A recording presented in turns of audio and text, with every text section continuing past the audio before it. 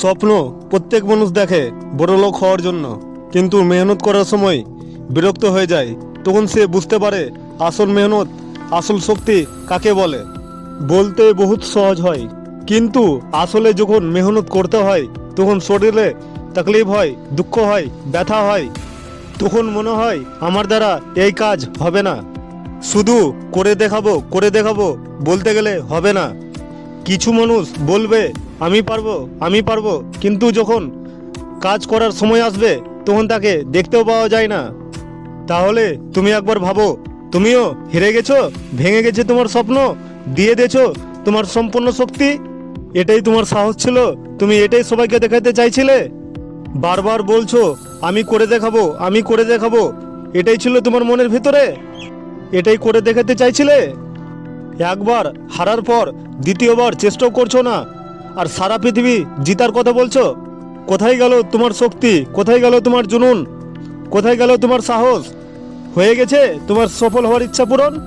এটার জন্যই তোমার মা বাবা বলছিল বেটা বেশি হাওয়ায় উড়িস না, পড়ে যাবি। তখন তো অনেক বড় বড় কথা বলছিলে, অনেক স্বপ্ন দেখেছিলে, অনেক জোশ ছিল তোমার ভিতরে। তোমার কি মনে হয় একবার কাজ করে মুকেশ আম্বানি হয়ে যাবা, সচিন টেন্ডুলকার হয়ে যাবা, বিল গেটস হয়ে যাবা?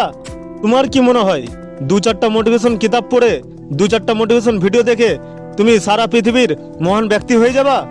তুমি এবার ফেসলা করে নাও। তোমার ভিতরে শক্তি, জুনুন আর সাহস সব শেষ হয়ে গেছে। না হলে বলে দাও সারা পৃথিবীর মানুষকে আমি উঠে দাঁড়াতে পারবো, আমি যুদ্ধ করতে পারবো, আমি আমার স্বপ্ন পূরণ করতে পারবো। তুমি নিজেই নিজের মনকে জিজ্ঞাসা করে দেখো, তুমি যেটা বলছো সেটা করার কি তোমার সাহস আছে কি নাই? এই ময়দানে থাকতে চাও কি না? এখানে দুই রকম ময়দান আছে।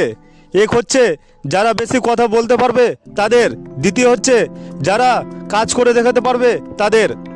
যারা বেশি কথা বলছে তারা শুধু দূর থেকে চেঁচিয়ে বলবে তুমি করো তুমি করো, আর যারা ভিতরে আছে তারা কাজ করে দেখাচ্ছে। তাহলে এই দুই রকম মানুষের মধ্যে তুমি কোনটা আছো? বাইরে থেকে চেঁচিয়ে বলার, না ভিতর থেকে কাজ করে দেখার?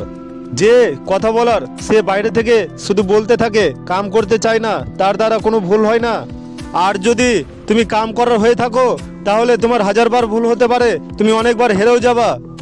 যখন তুমি কাম করবা তখন সে তোমার উপর রাগ করবে, তোমার উপর চেঁচাবে, তোমার ভুল ধরবে। আর যদি তোমার মধ্যে সাহস থাকে, জুনুন থাকে, তবে তোমাকে কিছু বলার দরকার নাই, তুমি কাজ করে তাদের মুখ বন্ধ করে দিবা। ওই মানুষদের সামনে কখনো নিজের দুঃখ কষ্ট বলবেন না। তাদের সামনে হাসো, মুস্কুরাও আর খুশিতে থাকো, যাতে ওরা দেখতে পায় যতটা তোমাকে কমজোর ভেবেছিল ততটা কমজোর তুমি নাই। এইভাবে তুমি নিজের সাহস আর জোশের সাথে জীবনে আগে বাড়তে থাকো। কোনো মানুষ তোমার কোনো কিছু ক্ষতি করতে পারবে না। তোমার সাহসই তোমার পরিচয়।